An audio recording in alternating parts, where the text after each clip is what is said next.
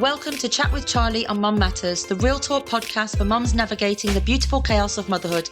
I'm Charlie, mum of 5, here to help you feel more confident and less overwhelmed from pregnancy to those am I doing this right moments we all have. We talk about the stuff that no one prepares you for, so go and grab a cuppa and let's dive in.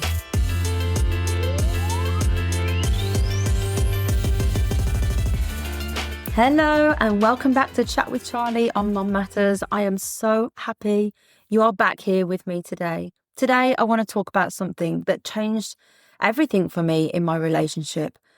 And no, it wasn't couples therapy or a big dramatic blowout. It was just one conversation, one calm, honest conversation that helped my husband finally see what I was carrying. Because here's the thing, most mums I talk to, they don't need their partner to do more necessarily. They need them to see more. And there's a difference. There's definitely a difference in that. And I want to explain it. It's the invisible stuff, the mental load, the running lists that never stop in your head. And when your partner can't see it, you end up feeling really, really alone, even when they're standing physically right next to you. So today I'm going to walk you through how to have that conversation. The one that actually works with no resentment, no guilt tripping, just two people figuring out how to be a team again, because that's what it's all about, isn't it, really? So before we get into the conversation itself, let's talk about what we're actually dealing with here. The mental load isn't the dishes. It's remembering the dishes and doing. Noticing when you're low on washing up liquid, adding it to the list, buying it, putting it away. It's knowing when the baby's next jabs are due. It's tracking the sleep schedule. It's remembering your mother-in-law's birthday and what to buy and when to post it. It's all the invisible admin that keeps the family running. And here's why it's so exhausting. It never switches off. Even when you're relaxing, your brain is still scanning, still planning, still holding everything. After 5 babies, I can tell you, I didn't even realise how much I was carrying until I tried to explain it out loud. When you actually say it out loud, it's quite overwhelming. You can't actually believe that you manage all that stuff. But that's the first step. And you have to see it yourself before you can help your partner, your husband, to see it too. Now, if you've ever tried to talk to your partner about this and it turned into an argument, then I'm confident that you're not the only person that's happened to. It usually goes one of two ways. Either you're so exhausted that you just explode. You've been holding it in for weeks and suddenly it comes out at once and they get defensive because it feels like an attack. I did see a comedy sketch by Chris Rock once, how he says that women do that. We do that. We don't want to say anything because we're like, I can manage, I can do it, I don't need the help. And it just builds up and up. And Chris Rock, in his comedy sketch, he says that basically if a man thinks he's got away with it, you haven't. Your wife, your partner, she's storing it for later and she's saving everything up and then it will all come out at once. And that's when we explode. I don't think we do that on purpose. I think we're trying to manage it all. But when it comes out like that, it does feel like an attack for the other person, intentional or not. Or the other thing we do is we hint. You sigh. You hope they'll just notice. And when they don't, because men don't always, and actually I don't think it's always their fault. I think they just don't, they're not as observant always as we are. They're not so tuned in. But when they don't, you feel even more invisible. So neither of those two things actually work. I have tried both many times. The problem isn't that your partner doesn't care. Most of the time, they genuinely don't see it, like I said, but they're not ignoring you on purpose. They just can't see what's never been made visible. Have you ever thought about that? Have you ever thought that, like, if you never told them what's going on in your head, how are they supposed to know? To you, it's obvious that they should see it, but what if it's not obvious to them? So you have to make it visible. So the goal isn't to prove how hard you have it. The goal is to make the invisible visible together without anyone blaming anyone. So let me tell you what actually worked for me. I waited for a calm moment, not when I was already frustrated. That's like the worst time to approach something like this. Not during the chaos of bedtime, not when I'd already hit my limit and was about to snap. Worst time, literally worst timing. Just a quiet cup of coffee after the kids were in bed. And I said something like this: can I just talk to you and show you what's actually running through my head on a normal day? I just need to get it off my chest. I'm not saying that you're doing anything wrong. I just want you to see what I'm carrying so we can figure it out together, because it's just feeling a bit much for me right now. That framing right there really matters. It's not an accusation. It's an invitation. You're inviting them, like a problem shared is a problem halved. And you're just inviting them to listen to what you're carrying without putting any blame onto them. You just need someone to talk to. Then I walked him through it. Not everything, just one day. It was one morning, actually. I woke up, and before my feet even touched the floor, my brain was already going. Did I defrost the chicken? What's clean for the school run? Is it PE day? Do we have snacks for the baby bag? Did I reply to that message about the play date? When's the health visitor coming again? And that's before I've even made it to the kettle. I told him all of it, out loud, in real time. And I watched his face change. Not because he felt guilty. That wasn't my goal there. I didn't want him to feel guilty. Because he genuinely, he didn't know. He didn't realise. He said something like, I didn't realise you were thinking about all of that before breakfast.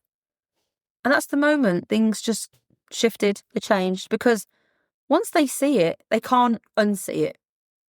We started talking about what he could actually do to help, what he could own. And I want to pause on that word, own, because it's different from help. Helping means that I'm still the project manager. I'm still tracking, reminding, delegating. He's just waiting for instructions. Owning means it's completely off my plate. He's thinking about it. He's noticing when it needs doing. He's handling the whole cycle from start to finish. For us, that started small. He owns the bins. I used to take the bins out all the time. When we were first married, had our first couple of kids, and it was only when I was pregnant, I was like, I can't lift that, I can't do that, you're going to have to do it. And then I suddenly thought to myself, why am I taking the bin out? It was just something that I was doing, and he then took that on, and now he does the bins. And I think it's figuring out what your roles are and noticing when one of you are feeling like things are getting too much, because things get too much for men too. It's not just us. You've got to figure out who's having the harder week, where the dynamics are not working in your house, because there are some things that you might find easier to do in your house, in your routine, for your family. And there are going to be some things that your husband, your partner find easier to do, that it doesn't stress them out as much. So I do the groceries, I do the weekly shop because I do it online, and that's fine for me. He doesn't do that. I used to do both ways of the school run. I used to take in the morning and I used to pick up in the afternoon. But then again, I think I'd had a baby and he was taking in the morning and then going to work. And we realised that actually worked better. So now we have a routine where I get up earlier in the morning. I get up at 6:30. Well, I get up at 6 so I can do my workout first. But I get up with the kids in the morning. I get them all ready for school. And then he gets up 45 minutes after I get up with the kids. He gets up at about 7:30. So he then takes them to school before he goes to work. So then I can have time to clear up from the morning and do my reset at home. And we found a rhythm that works. And that was just through having this conversation. So also, he owns bath time on certain nights. And that doesn't just mean running the water. It means knowing when we're low on bubble bath, knowing where the towels are, getting the pajamas ready for after bath time. We didn't try to split everything 50-50. That's not realistic. And honestly, it's not the point. The point is sharing the thinking, not just the doing. We figured that he was more efficient, better at bath time, and I do bedtime. And it's literally just sharing the thinking about who's better at what's the more efficient way. It doesn't all need to be on you. And I'll be honest with you, it took more than one conversation. It wasn't just one magic conversation and everything just, there were times I had to remind him, times I had to bite my tongue and let him do it his way, even when it wasn't how I would do it. I do find that quite hard.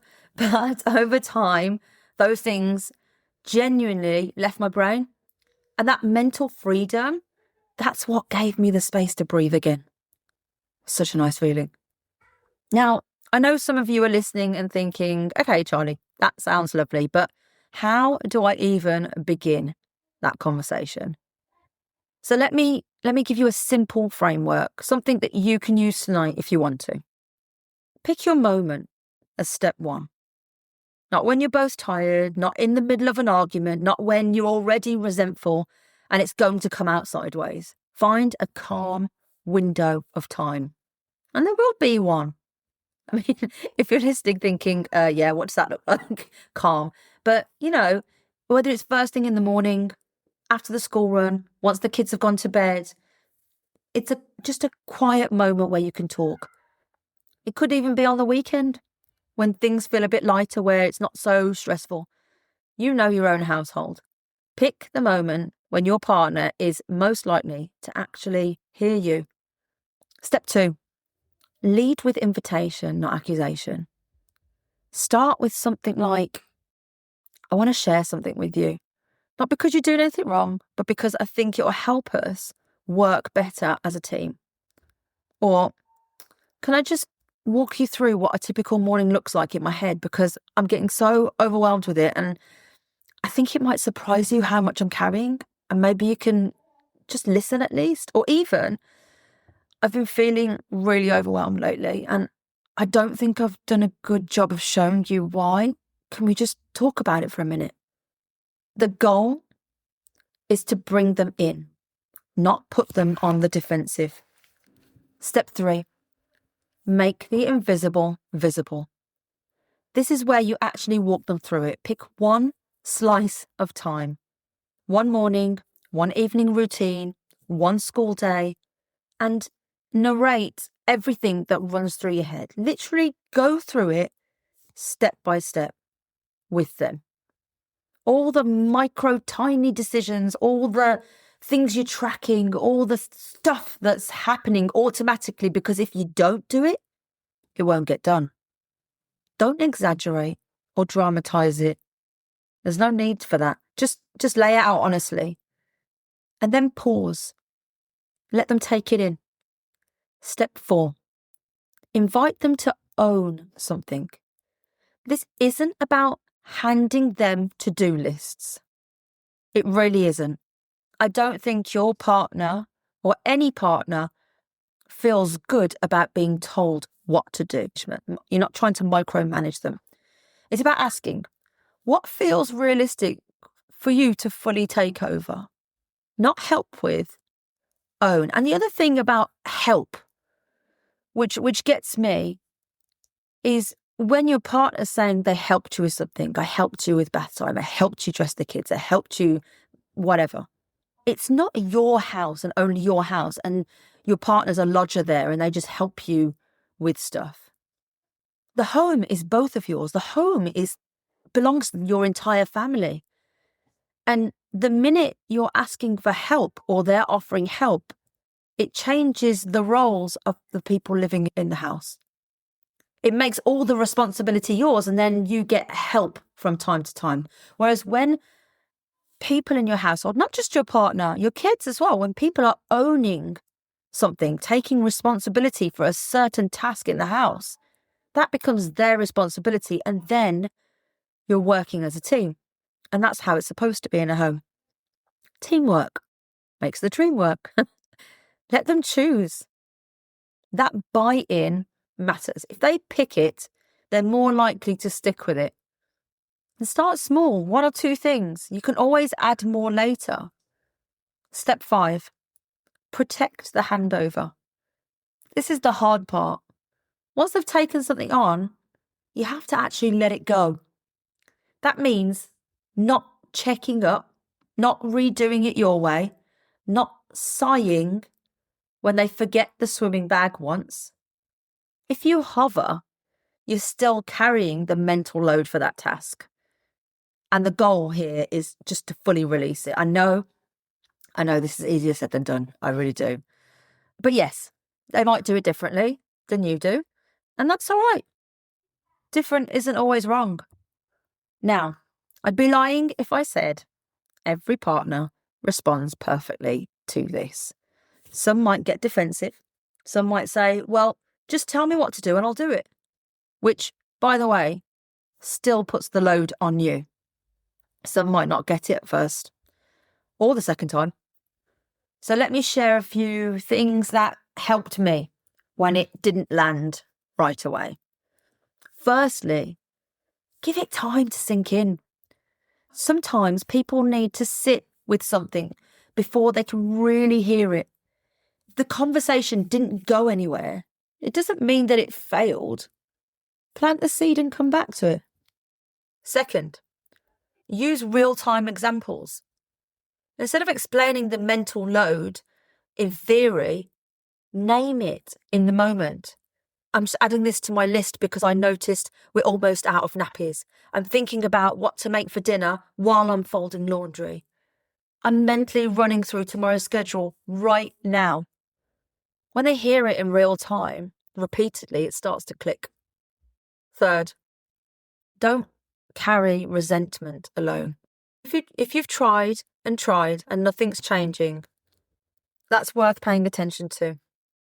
Not to blow things up, but to ask yourself, what support do I need here? Is this a communication issue or is it something deeper? Sometimes it's about having the conversation differently. Sometimes it's about getting outside help. And sometimes it's about building your own systems so you're not drowning while you figure it out. And actually, when you build your own systems in your home that everyone can follow, it might just be you following them to start with. But once your partner, your kids see these systems working, they're more likely to jump on the bandwagon. And that's actually why I created the home and systems step inside Back to Me.